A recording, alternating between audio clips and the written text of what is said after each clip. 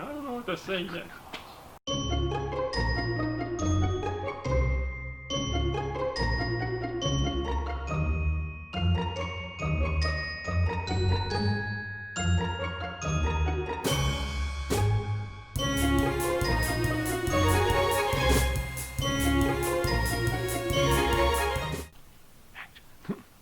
Everybody, welcome back to the shack again. We're back on working on the engine for Eugene the Death Machine, my 86 box body Mustang. If you didn't see the previous video, go ahead and watch it. We double checked all the main bearings and rod bearings for the bottom end of this engine.